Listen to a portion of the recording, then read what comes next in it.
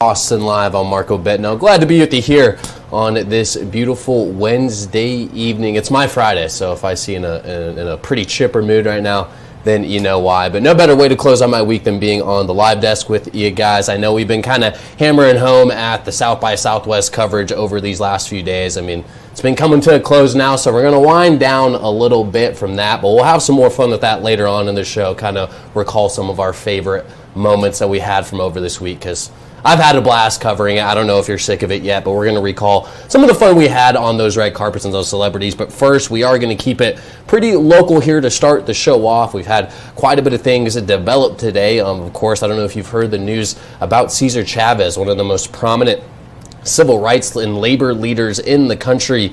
Some sexual abuse allegations coming out against him now. Now we're seeing these events both across the nation as well as both locally here in Austin. Event coordinators are starting to cancel those events now, cancel those Cesar Chavez marches that we have been seeing. So we'll talk about some of those ramifications and how people are reacting to the news of him being, allegedly involved in the sexual assault scandal. Then we'll also head over to Pflugerville as well, where there is an ongoing water crisis as they continue to battle not one, not two, not three, not four, but 5 breaks in their water lane over there connected to Lake Pflugerville as well. We'll also have a little bit of an update in that tragic, deadly fire that happened last week in Austin, which took the lives of 3 children. We have more and their identities as well, so we'll kind of delve into that and so far what we know into that arson or into that fire investigation as of right now. But as I mentioned, we'll start off with Cesar Chavez, one of the most prominent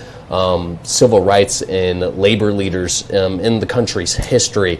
The New York Times has now released their own reports in which they interviewed people that had interacted with Cesar Chavez. And in this report, some of these victims come forward and said that they were sexually abused at the hands of Cesar Chavez. Some of these victims saying that they were as young as 12 to 13 years old at the time, and sometimes that this was repeated abuse. He's very well known for forming the United Farm Workers of America and pushing for better rights for laborers across the country.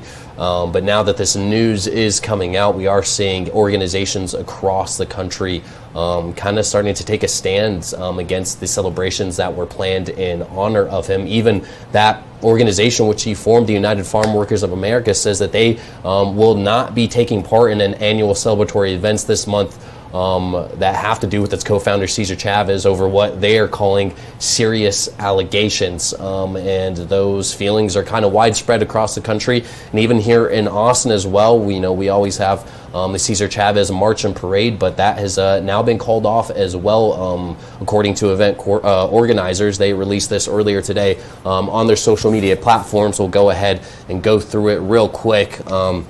Here we go. Organizers regret to announce the cancellation of the annual Cesar Chavez March in Austin, originally scheduled to take place on March 28th of this year. This decision was made after careful consideration out of abundance of caution and respect for all parties involved. We are devastated to hear these accusations against Cesar Chavez. Cesar Chavez succeeded in bringing union representation, better wages, and living conditions to tens of thousands of farm workers, said Susana Almanza, the founder of PODER, the People Organized in Defense of Earth and Her Resources. There's still much work to be done. Cesar died 33 years ago, and the movement continues. We continue to challenge the powerful in defense of the powerless, continue to promote fair wages, safe housing, and social justice. All these examples of similar work done by the UFW, United Farm Workers. That same Susana Almanza also said as well. Then we also had the Hispanic advocates and business leaders of Austin express that ABLA, along with other community partners, will continue uplifting workers' rights and advancing equity, justice, and education in Austin. So basically, we have these organizations coming out saying that, this normal event that we have in honor of Cesar Chavez and the rights that he pushed for, and the message that he pushed for, this parade is no longer set to happen after these allegations have come forward. You can see him on this flyer right there, pictured alongside Dolores Huerta as well, and they worked together very closely in their time, and they helped to form the United Farm Workers of America. And she has recently come out with alongside these allegations, her own allegations against Cesar Chavez as well, and, specifically concerning the time that they spent together and what coincided when they were together as well. She posted this on her Instagram just today, issuing the following statement saying, "I'm nearly 96 years old. For the last 60 years, I have kept a secret because I believe that exposing the truth would have hurt the farm worker movement I have spent my entire life fighting for. I've encouraged people to always use their voice following the New York Times multi-year investigation into sexual misconduct by Cesar Chavez. I can no longer stay silent and must share my own experiences. As a young mother in the 1960s, I experienced 2 separate sexual encounters with Cesar. The first time I was manipulated and pressured into having sex with him, and I didn't feel I could say no because he was someone that I admired, my boss and the leader of the movement I had already devoted years of my life to. The second time I was forced against my will in an environment where I felt trapped. I had experienced abuse and sexual violence before, and I convinced myself these were incidents that I had to endure alone and in secret. Both sexual encounters with Cesar led to pregnancies. I chose to keep my pregnancy secret, and after the children were born, I arranged for them to be raised by other families that could give them stable lives." So some very dark and some very kind of haunting allegations coming from Dolores Huerta here. This is a man that she had worked alongside for years and helped to form this movement alongside. And she says there's 2 separate experiences where she felt forced by both the environment that she was in and also the reputation that Cesar had. She almost felt if she couldn't say no. And both of those sexual encounters led to pregnancies, in which she says that she chose to raise them in different environments, and after they were born, they would be raised by other families that could give them stable lives. So alongside this years-long investigation that is coming from the New York Times, we're now having Dolores Huerta, one of the most prominent voices in for labor workers, coming out to say this and saying that, she was one of those victims that are coming forward about Cesar Chavez. And this is, continuing to spark controversy, specifically here in Austin as well. As we all know, Cesar Chavez Street, one of the most well-known streets and areas here in Austin. That was a question that we had in the newsroom. Okay, with these allegations now coming out, is there going to be any thoughts that they might want to think about renaming that street? Are city leaders going to be, pushing for there to be some sort of, name change to this street? And that was earlier today. We hadn't heard anything about it yet, but just hours ago now, we are starting to see that city council members here in Austin are starting to make that push. Some of them released this statement earlier today on Facebook. This comes from council member Jose Velasquez, in which it says, "The recent news concerning Cesar Chavez and a history of sexual abuse is deeply disturbing. We unequivocally stand with every individual who was harmed and those who bravely shared their stories. The center of our city and the heart of East Austin should reflect our commitment to justice. We support the renaming of Cesar Chavez Street, and we begin the discussion with the community at the forefront. The farm workers movement and the fight for civil rights will always be bigger than any one person." You can see just some of those members that have signed on: Vanessa Fuentes, Jose Velasquez, as well as Mayor Pro Temp as well. So already, these are just 4 city council members that have already started this push. You can probably imagine that within the coming weeks, we will start seeing more city leaders who might push for Cesar Chavez Street to be renamed. And we're seeing this at both a local and as well as a state level as well. If you give me a second here, I'll pull up the statement from Governor Abbott as well, because like I said, this is just making its waves across both the local, state, and national level, and people are really starting to rethink Cesar Chavez's role within the country's history. This came from Greg Abbott earlier today. Governor Greg Abbott saying the state of Texas will not observe the Cesar Chavez Day holiday. I'm directing all Texas state agency heads to comply. In the upcoming legislative session, I will work with Texas lawmakers to remove Cesar Chavez Day from state law altogether.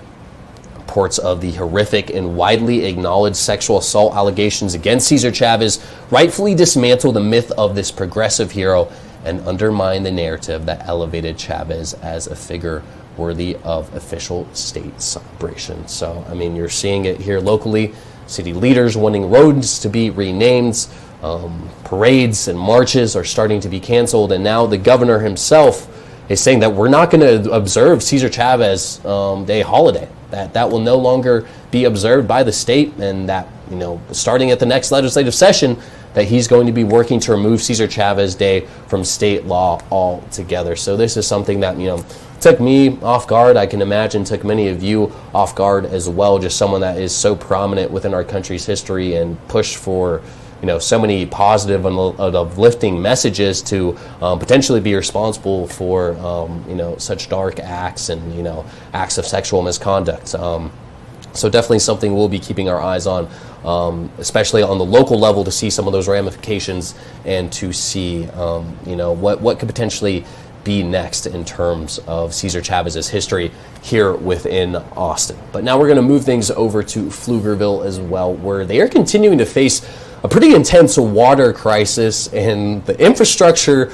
that they currently have in place over there is definitely not helping. So Pflugerville, if you have known in recent months, they've been having some issues with one of their main water lines over there. And they haven't had 1, 2, 3, 4 issues with it. They've had 5 main water breaks that have happened with this water line. If you don't know, the city of Pflugerville takes majority of its water from Lake Pflugerville. And, the main pipeline that connects that from the city to the lake has been undergoing a lot of issues here. They've had the 5th break in pipeline that feeds the water into Lake Pflugerville. The original break happened because the water line was being fixed and the water flow was turned back on before the repairs were done. The water line shifted, with the city says created a break that was not easily accessible. They've been working on that for some time now.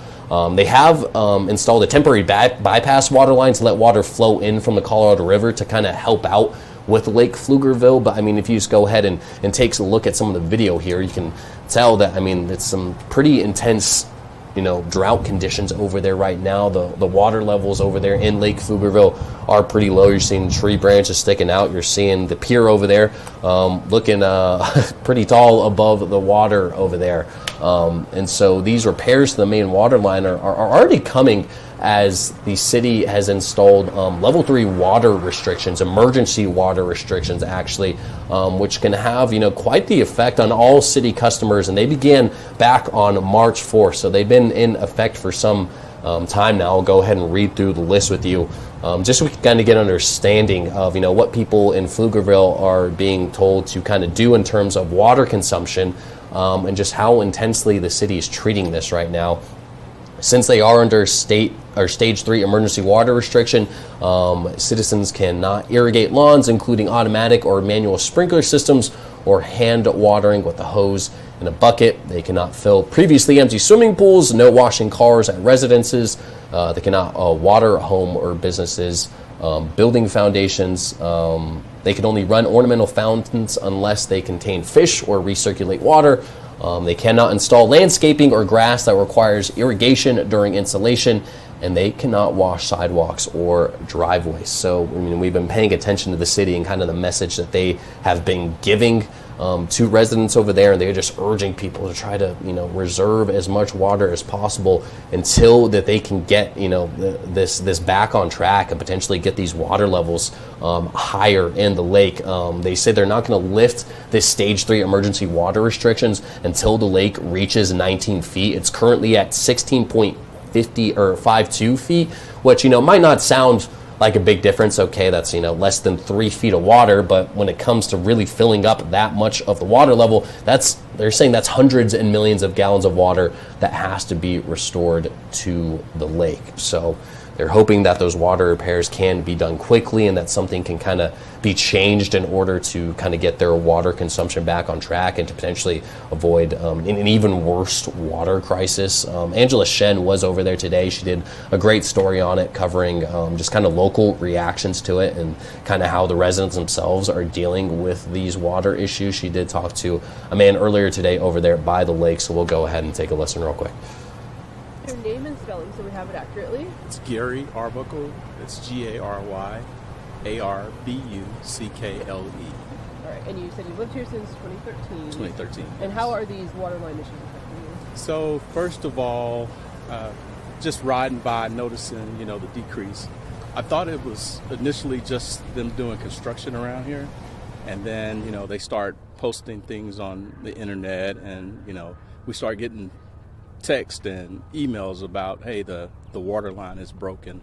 So they started I think it was stage 3 water restrictions, and so that was not so bad, but in our area, because of the soil, and the drought that's going on right now, I see a lot of homes right now being affected because of their foundation issues. So you see a lot of companies coming out, doing foundation repairs. Fortunately, we're blessed we hadn't had that issue, but a lot of my neighbors have been affected by that. Okay. Are you having to do anything different to conserve water? Well, I just got a message the other day. They were asking us not to use your dishwasher or your washing machine. So that has been a change, and I'm trying to be compliant because, this is water we have to drink. So, I don't want to be affected by that. So we had to make some adjustments for what we're facing right now. Yeah. So, yeah. And it looks like yesterday they found like a 5th break or something. I mean, just kind of what are your thoughts on just all this breakage? Yeah, like the first 3 or 4 I didn't really know about. And I thought, 5 leaks? Wow, that's pretty amazing. But, things happen, and I'm glad that I was reading in one of the papers that they have Mansfield Water kind of filling in the blanks for us, trying to supply water. So that's, I think that's a contingency plan, but long term, I don't know what it's going to look like. Yeah. Are you worried about the long term? Yes, I am. Okay. Okay. Because it's like, how are you guys going to? Yeah, it's like, how do you get water, and as expensive as things are right now, buying bottled water and things of that nature, it's kind of, it's a burden. Yeah. Yes. All right. You have any questions, Carlos? No. Do you have anything else you want to add? Do you think we missed? No, I think that's good. All right. Well, thank you so much. You got to hear there. I mean, the concern growing over there, at least for this resident as well. I mean, when you're having these kind of issues and having these sort of consistent issues within the water line over there, I mean, concerns have to grow in terms of, are we ever going to get back on track for the water levels that we need to be at? He says he's got those messages from the city. They're asking him to not use his dishwasher or his washing machine. So it sounds like it's starting to get pretty intense over there in Pflugerville. As you kind of heard, they are bringing in some water from some other areas to kind of hopefully alleviate a little bit of the pain that they are feeling, but definitely seems like something that it's going to be worth keeping your eyes on. I mean, like we mentioned, the city says that hopefully those repairs will be done soon, so hopefully sooner rather than later, especially with the summer heat here coming to Texas here soon, and those temperatures are already starting to rise up pretty fast. You have to hope that's a situation they can get handled before that summer heat and those droughts potentially get even worse. But kind of switching gears now, we're going to be moving on to a very sad and a very tragic story that you might remember from last week in Austin with that deadly townhome fire, deadly apartment fire that happened along Burleson Road, in which 3 children were found dead by Austin firefighters when they responded to that scene. You might remember some of this video I'm about to show you. This was back on March 11th. When Austin firefighters responded to a call about 1 a.m. to a home at an apartment unit, or at a fire at an apartment unit inside. They found 3 children which were dead. We now know more about their identities. We now know that all 3 of them were siblings. We know that the oldest one was only 10 years old. That was Anaya Lucero. She was found dead alongside her 7-year-old Athena Lucero and then 5-year-old Jeremy Lucero. So absolutely heartbreaking. We knew these these children unfortunately lost their lives, but to know more about them and who they were and their ages also, it's just so heartbreaking to hear about. I mean, we have a little bit more in their investigation as well. I mean, as of right now, there's insufficient evidence to determine what sparked that blaze. That's what officials are saying right now. It's not being treated as arson, anything along those lines. Arson investigators and homicide detectives were called in due to the fact that people were found dead inside the home, but they were saying that does not appear to be criminal in nature. The ATF was also on scene as well to try to conduct interviews and try to piece together what might have caused this as well. But they came to the same conclusion that it does not seem like there is foul play involved and it's still just, under the current status of they don't know what caused this fire, and it's still unclear what caused this blaze to form. So just an absolutely heartbreaking story, and our thoughts and prayers definitely go out to the family as well as the other people that were injured in that fire as well. But we're going to be back on the other side of this break with some more Austin live coverage. You guys stick around. We're going to keep this rocking and rolling.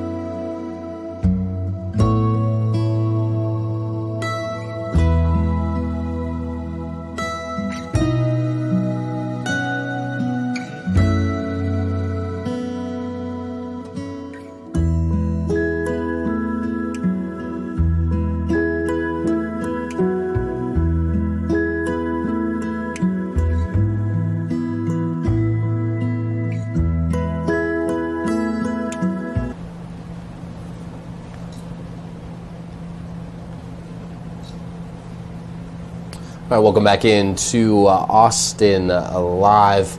Could be talking a little bit about autonomous vehicles now, and I know for some of you that might be a real fun thing to talk about. Other people might be thinking that's their worst nightmare. But Austin, or Central Texas, and specifically Austin, we all know it's become just such a major hub for autonomous vehicles. Of course, Waymo, then you got all the cyber vehicles and AvRide and all the other ones that are in their testing phases right now. So it's become such a major part of life, especially in downtown Austin as well. But it's looking like we might be getting more involved than what we already are, if that was even possible. But this time it's stretching out into the highways, and it's stretching out into freight trucks. Pretty crazy. This is what the future could look like for freight trucks in the Central Texas area. This is Einride right here. This is a Swedish company, and these trucks that you're seeing right now, they're fully autonomous freight trucks, okay?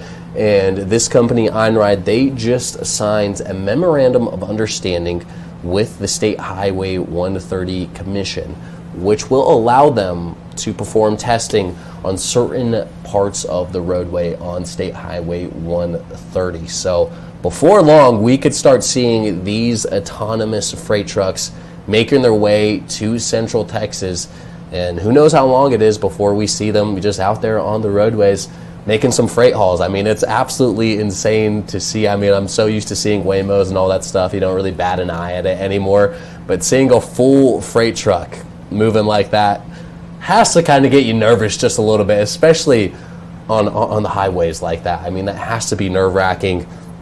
But we have more on the press release, so we can go ahead and break it down for you real quick. We'll read through it together so we can all kind of understand what's happening with this and what this future potentially is going to look like here in Central Texas. Einride is a technology company driving to transition cost-efficient electric and autonomous freight operations for some of the world's largest shippers.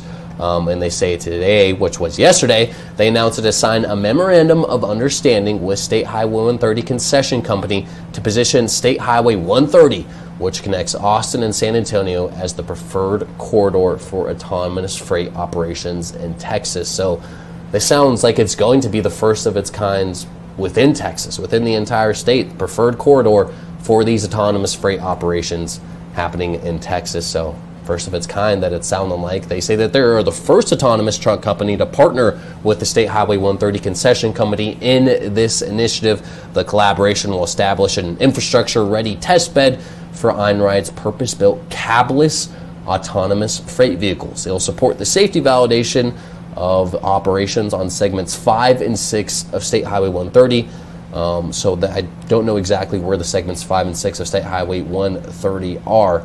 But it sounds like it's going to be kind of just limited to a certain part of it. If you read down just a little bit lower, it says State Highway 130 concession company manages and operates the 41-mile southern section of the State Highway 130 toll road that serves as the alternative to I-35. So we can imagine that this testing is going to be happening somewhere along that 41-mile southern section of the toll road. I mean, it's unclear what that testing is going to look like. Are they just going to be doing, a few mile trips at a time? Or are they going to be testing them out for, that entirety of that 41-mile stretch right there to see how well these autonomous freight trucks can do on their own? So just when you thought we couldn't go any further with Waymo or with some of these other autonomous vehicles, I mean, I feel like it's always kind of been a rumor. I mean, I know that companies like this have, done stuff in other countries and even different parts of the state.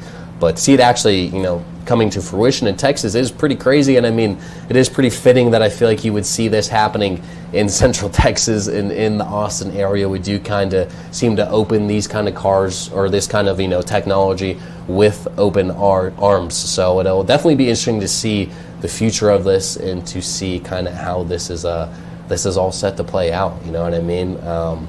Let me know how you feel about it. I'm a little on edge about it. I don't know how much I like it, but I mean, you always hear these companies say, specifically in Waymo, whenever they have issues with their cars, they always respond with, okay, this is still statistically, this is safer than the human driver. Yes, we might have issues every once in a while, but statistically, these driverless cars being out on the roadway, it's always going to be safer than a human driver.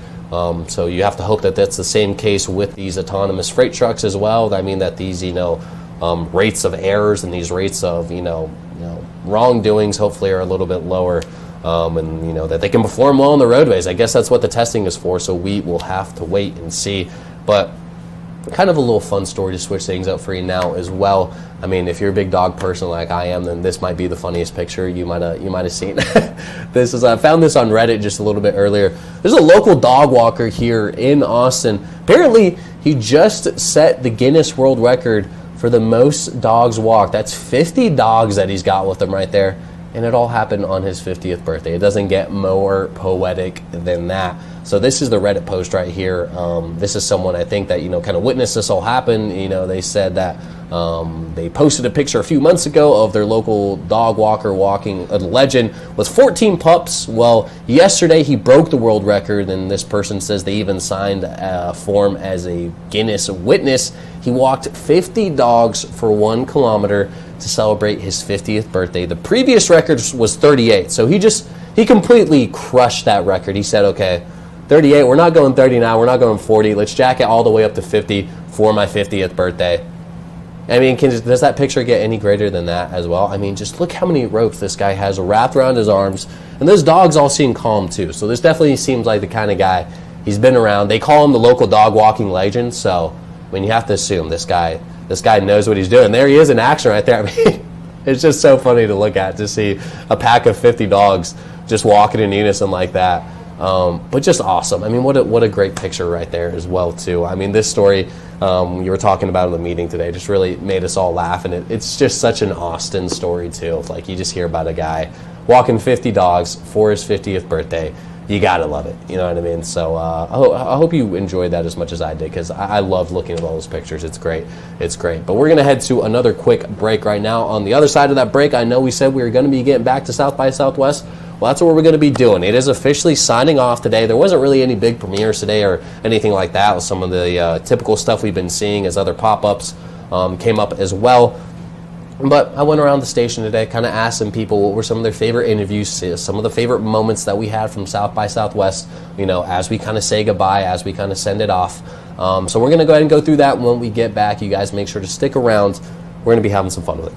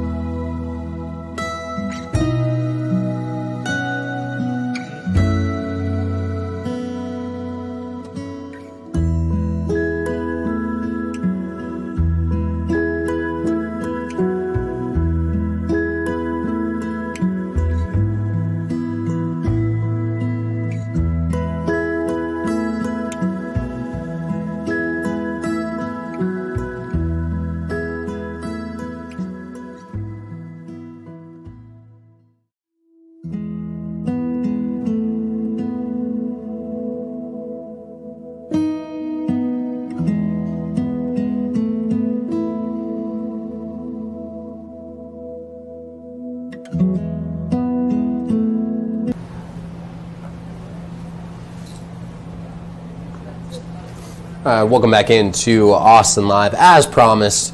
Heading back into a little bit of South by Southwest stuff, if I can, get that out.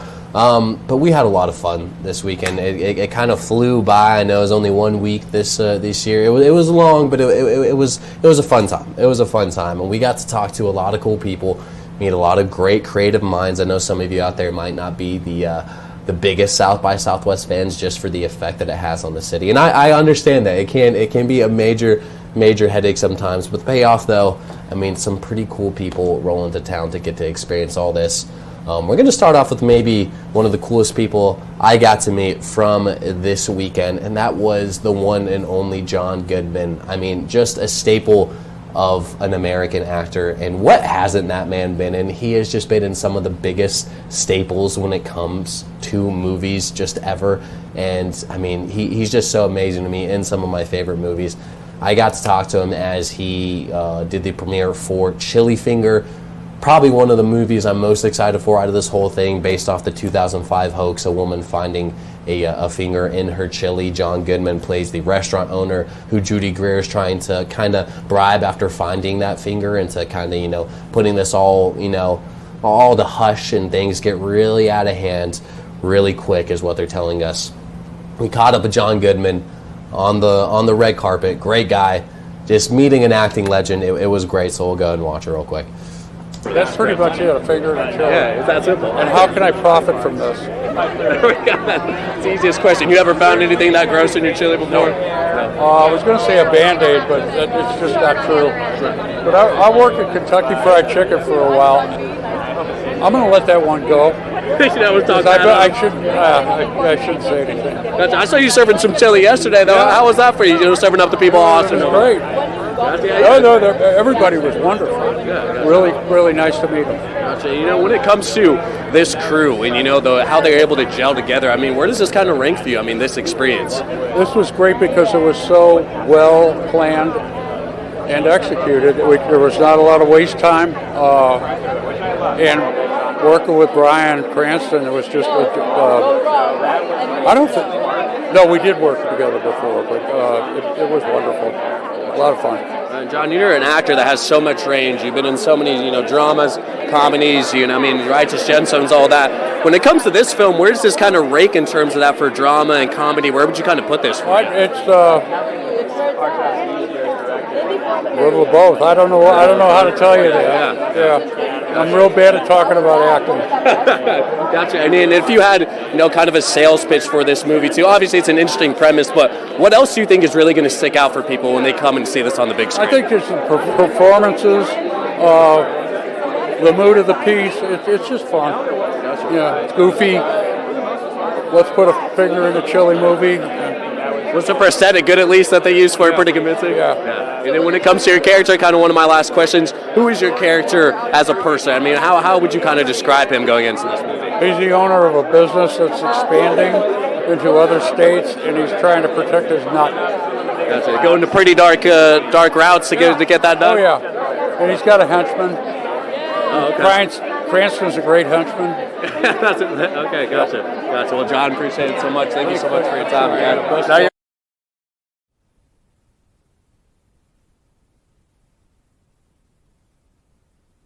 Oh, probably can hear me now better. Turn the mic back on for you. But he is just so great getting to meet an acting legend like that, and he's so much fun just to kind of interact with. He's probably one of the more laid back, celebrities that we saw on those red carpets. You can imagine just how many red carpets he's probably done in his life. It's hundreds and hundreds.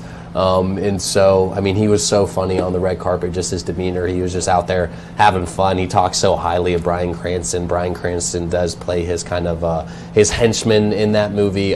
So, I mean, it's a stacked cast. It's him, Bryan Cranston, Sean Astin, Judy Greer. So just a fun time. And we got to talk to the director as well. I'm going to go ahead and just play a quick clip from them. I mean, we talked to them. I just want to point out the director's fit.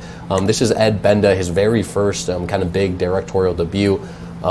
His outfit was awesome. And remember, the movie is called Chili Finger, and he's visiting Austin. So I think he kind of nailed the vibe right here.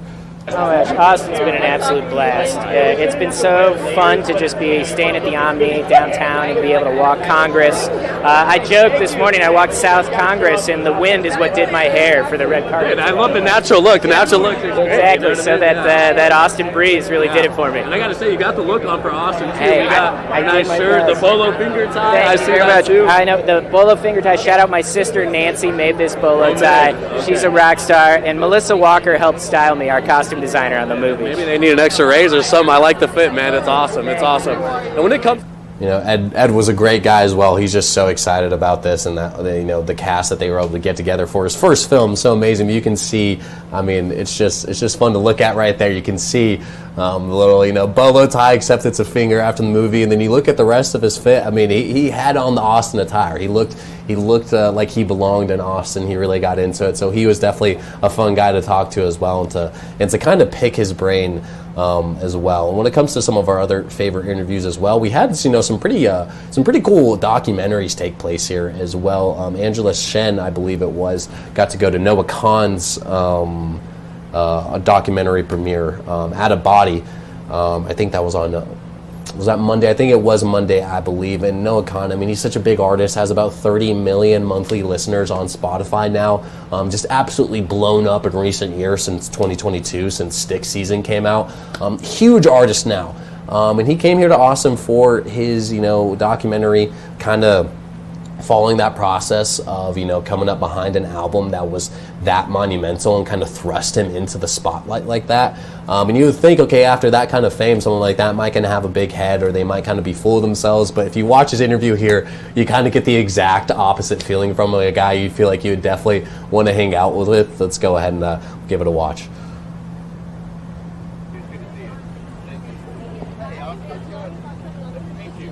Good, how are you? Good, thank you. All right, so this is your first South by, right? Yeah. How has it been so far? So good. The food out here is so good. There's all sorts of different cool people watching to do. Like, we were just at the Tacova store and watching all the people, like, out there. It's crazy. All the Waymos driving around. I don't trust those things at all. The amount of trust that's here in Austin, I think, speaks to the community, but there's some things that we shouldn't trust. You know what I mean? And kind of speaking of community, you come from Vermont, and then, you have this whirlwind just experience. What is that like, that contrast of coming from such a small place and then being propelled into, this level of celebrity? I think it's, like, just so woven into the fabric of, like, who I am. Being from New England, living in New Hampshire and Vermont, like, I think people there are really honest and multidimensional, and I've tried to, like, carry that spirit into everything I do. I try to stay grounded as much as I can. Vermont's a very grounding place for me, and I think I saw this crazy red carpets and, like, photos. Yeah, I'm right.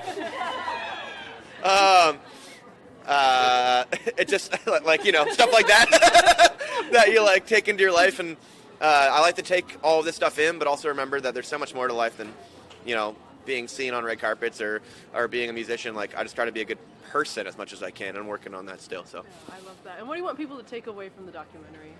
I want them to make that phone call to their parents or their friends, the people in their life that they have complicated relationships with, and just reach out, or at least think about reaching out.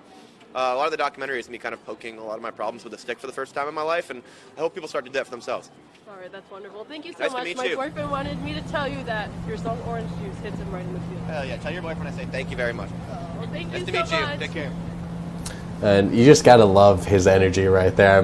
Dropping a few explicit phrases in there, but it's so funny. He's talking, oh, how do you like Austin? He's like, yeah, I love it, except those effing Waymos. You know what I mean? He's just such a down-to-earth guy, it seems like. You can even hear the fans that are hyping him up in the background, and he gets really into it, kind of amps him up as well. So, I wasn't even there for that interview, but when I watched it, it was just so funny to me, and I was like, okay, that definitely seems like a guy I would chill with, maybe have a beer with or something. So that was a fun interview right there. And he was just one of a few musical artists that made their way down here that were pretty big, that had documentaries. Of course, if there's any big country fans out there, Lainey Wilson was here. And she had a lot of fun with Tierra Newbaum as they, when she premiered her latest documentary, Keeping Country Cool, which kind of follows in the same kind of premise as Noah Kahan as well, just kind of following that creative process and the relationships that are kind of interwoven in between. But she had the full look on, and I don't think there's anybody better that could have interviewed her than Tierra. If you know Tierra, you know that Tierra goes all out for her outfits, and she was probably the perfect person to interview Lainey Wilson, I'm going to be honest with you. But we'll go ahead and give this one a watch as well. And like I said, their energy's together just so great, and to have a star like that here in Austin, pretty cool to see. Is he really going to be here? I'm going to star Lainey Wilson joining us on the red carpet, and man, a documentary about your life. How does it feel? Thank you. So do you. Love the fit. Thank you. Back at you. I'll give you this. And yeah, a documentary about your life. How does it feel? It feels great. It feels, I feel like I have shared a lot about my life, about my story, where I'm from, the way that I was raised, but I feel like I have just, we just keep finding ways to like dig deeper and get more vulnerable. And I was just saying, I feel like I learned a lot about myself in the process of filming. I feel like Amy Scott, the director, she just asked me a lot of questions that I had never been asked before. Amazing. And it was an experience, a journey, and I'm just excited for people to come behind the curtain. And that's why she's a superstar director behind this gosh. film. What part of this documentary do you watch and still think, wow, this is so surreal? Oh my gosh, the entire thing. Honestly, too, just like watching my relationships with all the different people that are on the documentary. It just feels special because I feel like I get to like do what I love to do and play these big venues and write the songs and have the people sing it back to me while I get to have just good relationships with my team, with my crew, with the people that mean the most to me, and they help me keep my feet on the ground. It's been amazing to just see your trajectory. I mean, you were here a few years ago playing at the Austin Rodeo. Yeah. Now you're playing, around the world. Yeah. These headline tours. What's this like for you? It's a wild ride. Speaking of rodeo, it feels like a rodeo, but in the best way. I feel like the crazier it gets, the more just like inspired I get. I think it's about knowing when to push and knowing when to pause. What do you say to someone who's chasing their dream? Maybe it's through this documentary or something that you want to share. Oh my goodness, I feel like I could sit down and I could talk their ears off all day long. I feel like I have so much wisdom to share, and what I've realized is I go to a lot of people who have kind of been there and done that, whether it's Dolly Parton, Reba, Miranda Lambert, a lot of the people who have like paved the way. And it's cool to know that like I'm in a moment now to where maybe I could share some of that advice and wisdom. But I would say, work harder than everybody. And then when you feel like you've worked hard enough, you probably haven't. Roll your sleeves up. Early bird gets the worm. Squeaky wheel gets the grease. Be kind, because I think that right there takes you just as far as your talent. And stay true to yourself while not being scared to evolve. Absolutely. Okay, tell us about the fit. Oh, this is Etro. It's My so girl good. Allie styled me, and yes, I'm feeling. This is keeping country cool right here, right? This is keeping country cool. Are you wedding planning right now? Oh, girl, we're trying. We're trying.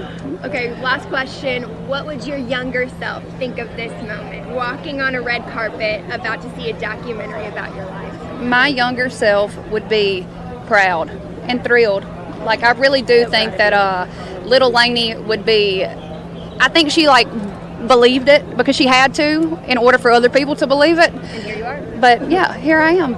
And you just gotta, kind of love the energy. He kind of says the same thing as Noah Khan as well. I mean, we do these kind of documentaries that kind of, ask yourself questions you've never been asked before, and it kind of pokes a prod at problems maybe they never kind of thought about either.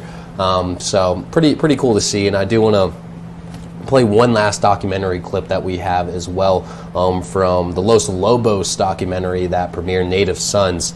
Los Lobos, one of the most prominent Mexican-American bands in the U.S.'s history. They had more of a smaller documentary premiere that happened on Sunday, and it was really cool to see. I mean, it's a band that's been together for over 5 decades, and they got together and made this documentary covering over 50 years of them being together. And I talked to the directors of this, Doug Blush and Piero Guinti, and these were just, it's so refreshing to see two documentary makers that were, this isn't just a band that they came forward and said, hey, we want to make this documentary, can you help us? No, this is two lifelong fans that have loved this band since they were young and wanted to do justice with this documentary. And I mean, if you know Los Lobos, they've have some known of the biggest hits for their cover of La Bamba and We Belong Together. So we'll go ahead and listen to them. I just love their energy in this clip and just how excited they are to make this Los Lobos documentary. It was so fun to be a part of there today, or that on Sunday. We'll get a double shot. Guys, obviously a huge day here for you guys as well as Los Lobos. I mean, to be a part of the creative aspect of this and to tell the story of a band that's so influential, I mean, what does this mean to you guys? Man, well, this is a band that has been going for my entire life, and it's time that these guys got the respect and the cultural impact that they're due, because this is what America's really at its best. is Los Lobos. So we're so proud to tell this story. This is the kind of story we need right now, is to be hearing about these guys and the things that they've done and how they bring us together. Perfect timing. We need this in the United States, and for the rest of the world to see what a band like this has done and influenced so many art. I can't even speak today. There's so many artists that they've influenced as well, and we want to show the world the love that we have for them and have the world have the same love for them as well. And that was going to be one of my next questions. I mean, they've been around for decades, but why now? Why is their story so prevalent in today's times? I think that we have to be reminded of what holds us together as a country, and if there's one band that really can do that, it's Lobos. They can play anywhere in the United States, and people will come and sing and dance and cheer with them. And to us, that's something really special. We got to remember that in this country, and we're really proud to bring that. Yeah. And this is a band that, if it wasn't for Los Lobos, we wouldn't have Bad Bunnies, all the crossovers, and all the people like that we see today. So these. Why can I speak today? This is the band that broke down the doors for everybody else that we see today as well. So, going through their decades of experience, and they've been all over the world. I mean, having the honor of going through all of that journey with them. I mean, what was that like digging through with them with the archives and all that old footage? I mean, it must have been amazing, right? We have thousands of hours of Lobos doing it, and that's like 1/100th of what Lobos has done. So we got plenty more to look through, and we'll keep looking through it. But no, it's been an honor to be able to tell this story, and it's surprising. We keep finding new things. And that's what 50 years will do. Yeah. They're my musical heroes, so it's like finally get to tell their story and see their archives and be that nerd to like, oh wait, you have photos with who? Oh my God! So that for me is like the whole process is totally worth it. So. You guys remember where you guys were when you heard your first Los Lobos song? Can you remember on the spot, like you heard it, like what is that? I got to know who that is. Absolutely. I was a DJ in college. My first shift as a freshman, I pulled the special vinyl shelf, and it was the Lobos EP at the time. I popped that on, and that was the beginning of my I can never live without Lobos moment. I've been a fan ever since, and it changed my life. I was 3 years old. I had the La Bamba soundtrack and another cassette. I can't remember which one it was of their albums, but ever since then, I was like the little 3-year-old with the Walkman listening to Los Lobos. And I just love their energy right there. And you can see before I even finished the question, their eyes lit up when they think back about, hearing their first Los Lobos song. And, this director, one of them says, it's his first shift as a DJ, freshman in high school. He pulls out that soundtrack, has to know them for the rest of his lives. Other director says he's 3 years old when he first heard them. So to see those directors so passionate about a band that's meant so much to so many and just so excited to get that work out. I mean, even though this might be a smaller documentary, less well known, that was one of my favorite interviews right there. Just the passion just gleaming off of these guys. And that's what South by Southwest is all about. It's just people so passionate about their work and getting so worked up about it. They just want everybody to know about it and everybody to see it because they love it so much. So that was awesome to see. But guys, we're going to keep it up with some of our favorite South by Southwest moments right after this quick break. Make sure to stick around.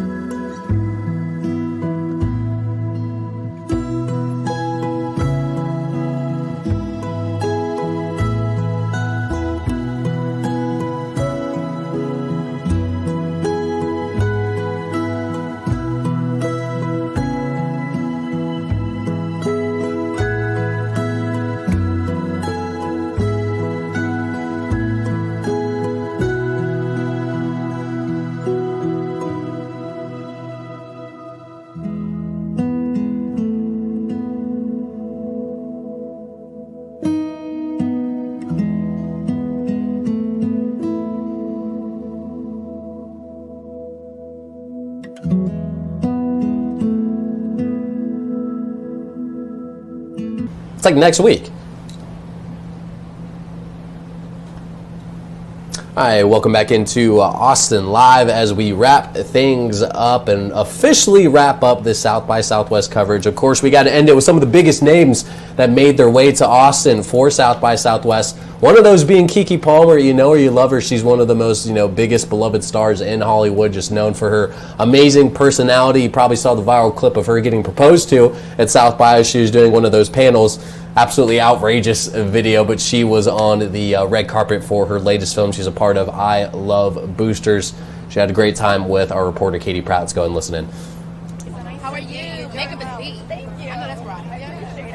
Okay, you've been in so many movies. You're an icon. What makes this one different or special? I mean, it's different because of who we've collaborated with. I think that's what makes anything different is the people that were a part of it. So me and Boots, we've never seen that before, and it's something that I've wanted since I saw Sorry to Bother You. I just wanted to see me in this very thoughtful, intellectual POV that somehow still finds a way to be fun, entertaining, and whimsical, and within our culture, seeing black faces in this space. So, yeah, I think, me and him together, and then you think about me and Naomi Aki, me and Taylor Page, me and Demi, like, those are the things that make anything unique. And how do you like Austin so far? I love Austin. I've been here before. It's always really nice. I know y'all mad that everybody keeps moving here, baby. They're trying to take this city, okay? Because it's so fun. So I'm glad to be back and to enjoy it. Yeah, thank you so much. Thank you. Good pleasure to meet you. And you gotta love just Keke Palmer's energy. The first thing she says when she comes up to Freddie, or Katie, I love your makeup, and then she's just so outgoing, such a bubbly personality, you know what I mean? And she was, she had a fun time out here for sure. There was a lot of fun stuff that she was a part of. We also saw some other big names. Dakota Fanning, you might know her as well. She's been in a lot of hit stuff across Hollywood. She was here for the debut of the film The Sun Never Sets as well. She caught up with Jenna King. We'll go ahead and listen to this one as well. Just a quick little snippet of her new film and what she enjoyed about being in the city. Attracted you to this film? Well, I was such a fan of Joe and his movies and a fan of Jake, of course, and so I got the email that they wanted to meet me about a new project, and I was so excited just as a fan. And then we just clicked right away, and then we're making it like a couple months later. It happened all very fast, and the way Joe makes movies is very collaborative, and you're improvising pretty much everything. It's just based on an outline, and so that was nerve-wracking but also exciting. And as you continue in this business, it's harder and harder to find like new things that you haven't done before, like absolutely. And so this was like a new thing that I got to do, which was great. What can you share about the film, of course, without giving, too much away? Well, I mean, it's this kind of, my character Wendy finds herself in this love triangle with Jake's character and Corey's character, and I think it's really, we just wanted to make like an authentic, genuine portrayal of what relationships are like and the painful aspects of them and the loving aspects and the humor in breakups and makeups and all of that stuff. And so just wanted it to feel genuine and to feel like there's something people could relate to directly or indirectly throughout the movie. And I think all the characters are well-intentioned, but inevitably kind of complicate things at times. And you got two good choices. How do you pick? I know. It's possible. You probably have been in a love triangle in your life, right? I don't know if I have. Maybe unbeknownst to me. That was Dakota Fanning right there. And guys, that's going to bring it to a wrap for South by Southwest, at least for me for this year. I know we talked about it all week long on Austin Live, but I had a blast out there. My very first one. So great to get to experience it for the first time. I definitely will be excited for next year when it all comes back around. I know some of you are probably excited it's over there just so we can get back to some sense of normalcy around here. But guys, that's going to do it for me here on Austin Live. When we come back next week, your very own Alec Nolan will be back on the desk for you, so no need to worry. You'll catch him back out in the field. We'll go ahead